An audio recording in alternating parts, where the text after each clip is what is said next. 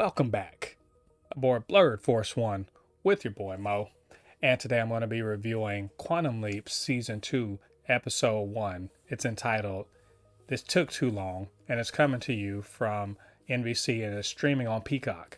So, what did I think about it, and should you be watching?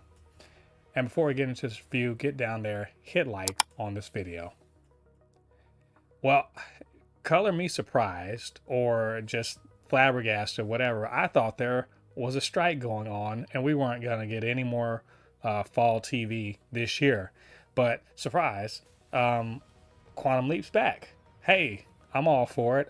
If you watched my reviews from last season, I really liked the first season. I thought it was a pretty cool reboot slash reimagining of the original. It's got a cool new story. A lot of fun stuff going on in it, and it involved more than just one person and one handler dealing with the leaps. So it was all pretty cool. At the end of the last season, Ben Song looked like he was going to solve his leaping problem. He defeated the leapers from the future that were trying to stop his his mission. He prevented Addison from getting killed by this leaper, and it seemed like he was going to be coming home. But we wouldn't have season 2 if he was going to go home. I mean, that makes no sense. Why would they do that? They've had pretty good ratings in the first season. They greenlit it for a second season early on, so we knew this was coming. But apparently somebody at NBC knew what was coming too, because they went and recorded a bunch of episodes, I guess. And so here we go. Here we are, first episode of the season. And it's just been kind of on his own. He's literally flying blind, doesn't know what he's supposed to be doing. He lands in 1978 on a cargo plane with a bunch of let me just say what I thought of it as. What if the A team minus B.A. Baracus and with the female leader? Pretty much. I mean, it's not really true, but like the kind of the going back and forth between a couple of the characters. I guess they're supposed to be brothers, and and the LT who you might recognize was a woman who was on the show Manifest, and I knew I recognized her when I was watching the episode, but I wasn't sure why. But she's the lieutenant, and she's in charge of the mission, and they're flying this this crate with some unmarked package, that a mystery package they're not allowed to open, and it's a big deal. And as we find out, this is kind of a Suicide Squad of sorts. It's really weird that that's actually what it sort of was. But these guys were sent with a package, and it's super important, and all of them are apparently screw ups in the military, except for the LT, who she apparently is just a female in the 70s, that wants to be in charge before the military kind of got, wise to the fact that maybe women should be able to do stuff too. So into this, Ben is thrown, and he doesn't really know what he's supposed to do, and he's talking to himself, trying to find Addison or anybody really to help him out. But nope, he's got to figure this out on his own. But I've said before in this show that Ben is actually a really good leaper, and he didn't need help this time around. What I mean is that, yes, he doesn't know what time he's in. He doesn't know his name of his body. He doesn't know. It takes him a minute to realize, oh, I'm in the military. Oh, we're on some secret mission or whatever.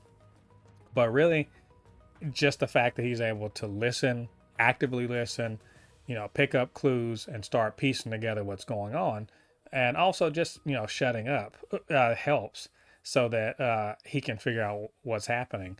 But in very short time, and within like a minute of him being like, oh, I'm here I am in 1978, all right, cool, the plane gets shot down, and now they're in a survival situation. But also, what's the mission, and what's going on there? How are we gonna we're in Russia, we're shot down in Russian airspace, we're in Russia.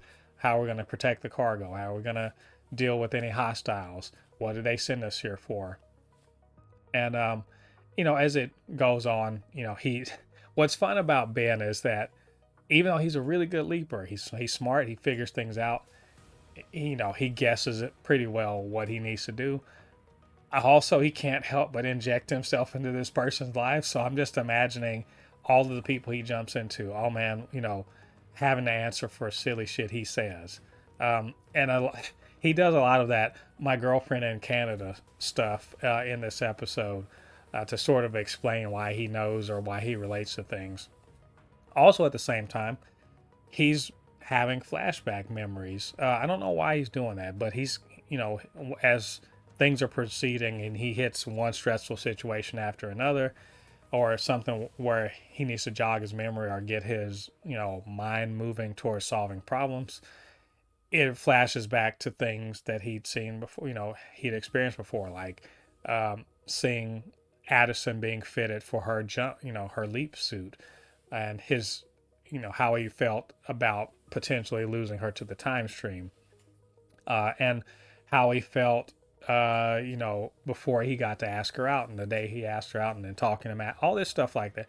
It all relates back to the ultimate goal of his leap, which in this case seems to be saving or somehow helping the people on this mission succeed and not get killed by Russians. I guess who wouldn't know, because he doesn't get to talk to Addison, or to Ziggy doesn't get to, get to come into this at all. It's all about what he knows. But fortunately, being a good person that's trying to help out, he figures it out.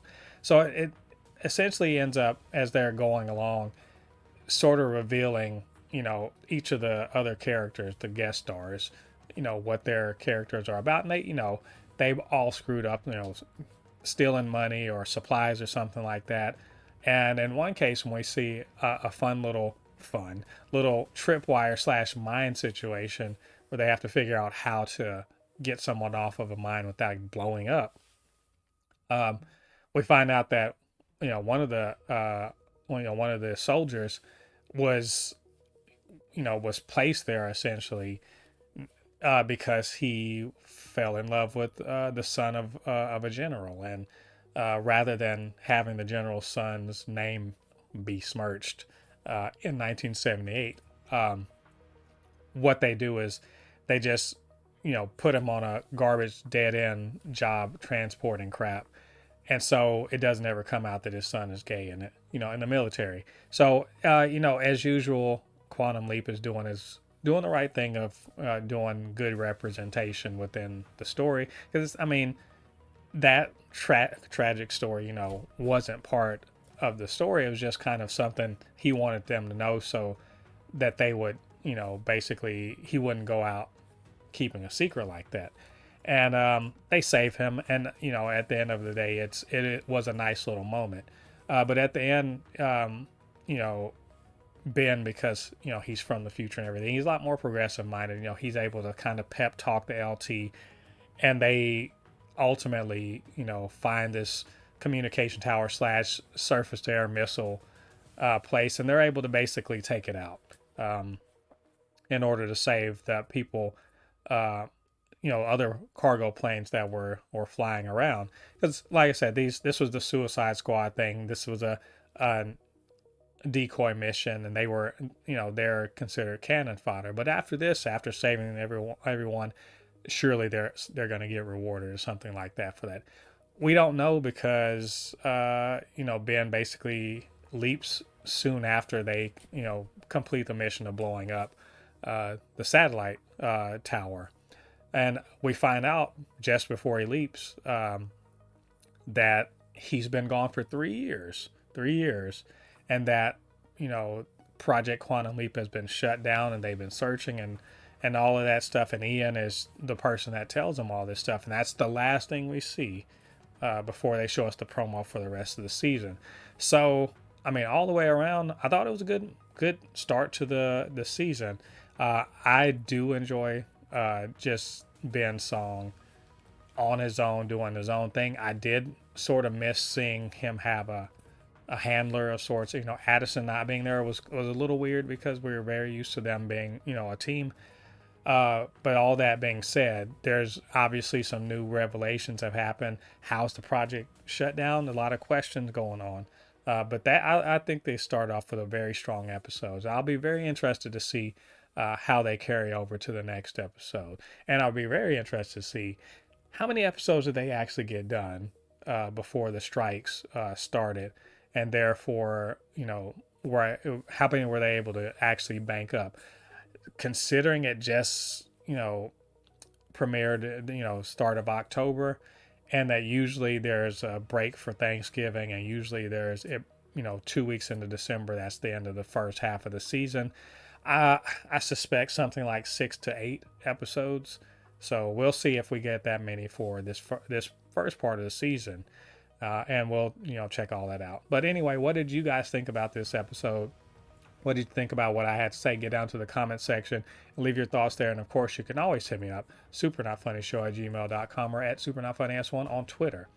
And while you're down there, do me a favor, hit like on that video, subscribe to the channel, and hit the notification bell. All that good stuff helps grow this channel so that more people can see reviews just like this one. All right, thanks for joining me. Come back to the channel next week. We're going to be talking about the second episode of Quantum Leap Season 2. Until then, I've been Mo, your commenter extraordinaire on all things pop culture, and I'll see you guys on the other side of the thread. Peace.